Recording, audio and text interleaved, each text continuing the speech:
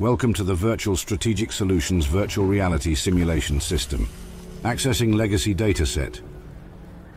Files loaded. Simulation ready. The Sunset Sarsaparilla Company was founded in 1918, making it 126 years older than the Nuka-Cola Corporation. According to Festus, a small-town saloon owner decided one day to brew a new type of soft drink. He asked his usual patrons what flavor they would want it to be, but they were of no help. However, a stranger at the end of the bar suggested he make a sarsaparilla-flavored drink and would give his family's recipe to the saloon owner if he got to sample a bottle whenever he wanted to make sure the recipe was being followed to the letter. The saloon owner agreed, thinking it would make him rich. The stranger then left to meet him the next day, at sundown. The next day, the saloon owner was told by the sheriff that the stranger was killed by bandits on the side of the town road. Cursing his luck, the saloon owner closed his store early that day, just as the sun began to set. But after he locked the doors, he found a bottle with a note under it, sealed with blue wax in the shape of a star. Opening it, he found the recipe of a sarsaparilla-flavored drink. After sampling the contents of the bottle and finding it singularly delicious, he began selling Sunset Sarsaparilla, and even paid for the stranger's funeral, believing that it was the least he could do for his mysterious benefactor. To this day, some bottle of Sunset Sarsaparilla have a bottle cap, marked with a blue star, that some say the saloon owner mandated, while some say it is the stranger continuing to sample the bottles like he was promised. After years of selling their beverage and becoming known and loved across the West Coast, the company soon decided to invest in automation and robotics, specifically with the help of Robco Industries. While the custodial staff reaped the benefits of automation, the regional distribution network unfortunately suffered replacement at the hands of an experimental robot. At some point before the Great War, a TV network broadcast an advisory about the health risks of their soda, with studies claiming a wide range of harmful side effects came from having too much of it. Sunset Sarsaparilla disputed the claims as unverified and based off larger quantities of sarsaparilla than anyone could possibly drink. Nevertheless, the company took steps to improve its PR after the story aired. By 2077, the company had continued to boom. Although they struggled with sales in the northeastern region, they sold more in the northern and midwestern United States, continuing to sell extremely well in the American Southwest. However, by sheer luck, a rumor of a contest surfaced, telling of the company having a contest to redeem starred bottle caps for prizes. Despite the complaints of staff, the company decided to promote the contest rather than denounce the rumor due to 300% increases in sales. The company also went as far as to install an automaton in the lobby of their headquarters, as well as creating an advertisement campaign heavily based on cowboys. Before the Great War, a competitor attempted to negotiate a deal to buy out the Sunset Sarsaparilla Company, but the offer was declined. On the other end of the deal was none other than John Caleb Bradburton, founder, CEO, and president of the rival Nuka-Cola Corporation. In response to this failed deal, he commissioned the development and release of a root beer-flavored variant of his signature drink, an exclusive for the Nuka World theme park and other promotional deals like the White Spring Resort. The result was Nuka-Cola Wild, an attempt by Bradburton to capitalize on the success of the Sunset Sarsaparilla brand. The Star Cap story began as a simple promotional story before the Great War, yet Festus kept the story alive by motivating survivors to collect Sunset Sarsaparilla bottle caps, and as the years went by, a new legend began to circulate around the bottling headquarters in Las Vegas, which in turn led to the announcement of the running Legend of the Star Collection campaign.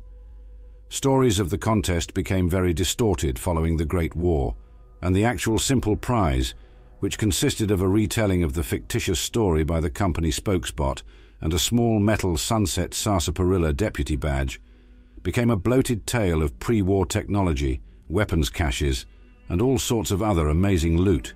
A Sunset Sarsaparilla bottle cap with a luminous blue star on the bottom.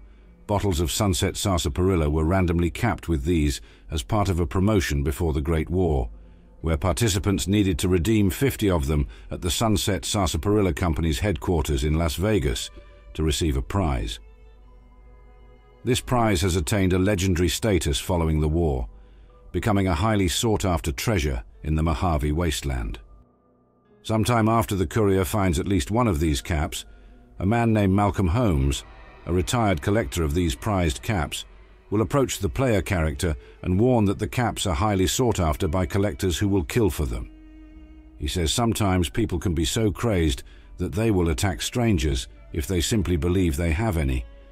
He also warns to steer clear of a man named Alan Marks, who is said to have killed several people for the caps and is somewhat of a professional collector. The caps are thought to be very valuable, and according to a legend, they allow access to a secret treasure guarded by a man named Festus. When asked about Festus, Malcolm says he has been guarding the treasure since before the Great War, which he says would make him pretty damn old. He states that he has met a few people who claim they have actually seen Festus, and that these people aren't the lying type. The treasure's contents are unknown, although Malcolm hints that it could be money, technology, or other pre-war items whose actual value is unknown. The star bottle caps are still occasionally found, as the treasure's guardian still distributes them. Sunset Sarsaparilla star bottle caps are a rare variant of the Sunset Sarsaparilla bottle cap, featuring a blue star on the underside of the cap. The star glows blue, though dimly. These caps have a 1 in 20, 5% chance of being found when drinking a bottle of Sunset Sarsaparilla, and otherwise can be found in various locations throughout the Mojave Wasteland. These caps are part of the quest, The Legend of the Star, and thus cannot be sold. Once the quest is completed, picking up a Sunset Sarsaparilla star bottle cap will simply add to the player's total bottle cap count. After finding at least 50 Sunset Sarsaparilla star bottle caps, the player character can approach Festus at the Sunset Sarsaparilla headquarters, which will initiate the directly associated quests, The Legend of the Star, and a valuable lesson. Completing these quests will lead the player character to the prize for collecting these rare caps, about 1,500 regular bottle caps, 319 toy deputy badges, which have no monetary value, and Pew Pew, a unique laser pistol. Alan Marks was a crazed murderer who hunted and killed people in order to steal their Sunset Sarsaparilla star bottle caps and claim the legendary mysterious prize. By his location, one can tell that he gathered at least 50 star bottle caps, as his body is found inside the Sunset Sarsaparilla headquarters vault room where the prizes were kept. However, the prize was nothing more than a Sunset Sarsaparilla deputy badge and a large number of caps spread throughout the room in boxes. Mark's body can be found during the quest, A Valuable Lesson, whose title refers to the great crimes Alan Marks had committed in order to receive what proved to be not only a worthless prize, but also a fitting end. Alan Marks died after being trapped inside the Sunset Sarsaparilla headquarters storeroom. The cause of his death was suffocation from the airtight seal of the storeroom doors. Before his death, he recorded a holotape which can be found next to his body. In the holotape, Marks realized the gravity of his crimes and faces his inevitable death calmly. He remembers his mother's quote that, "People who murder and steal die bad in the end." Marks reflects this before dying of asphyxiation, having run out of air. His unique laser pistol, Pew Pew, can be found near his body. Simulation completed. Please exit the pod or have a technician select another file.